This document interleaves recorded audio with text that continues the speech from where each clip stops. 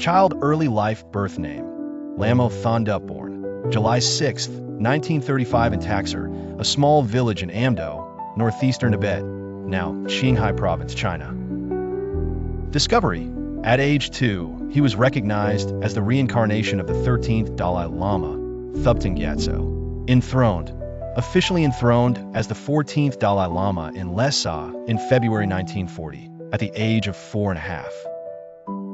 Books, spiritual, and political training. Received a traditional monastic education, including Buddhist philosophy, metaphysics, and logic. Took the full monk's ordination vows at age 23. Was given political power at the age of 15 in 1950, after China invaded Tibet.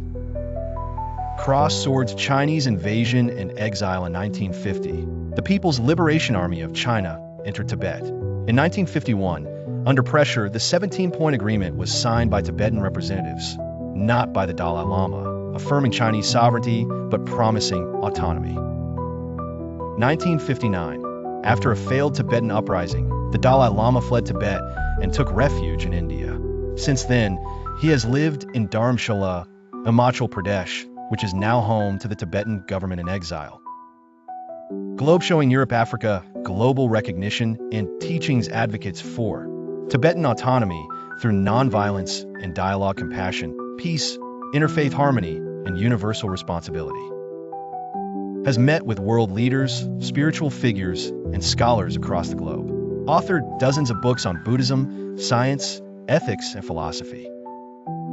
Dove Nobel Peace Prize 1989. Awarded the Nobel Peace Prize for his peaceful resistance to Chinese oppression and advocacy for a nonviolent solution to the Tibetan issue.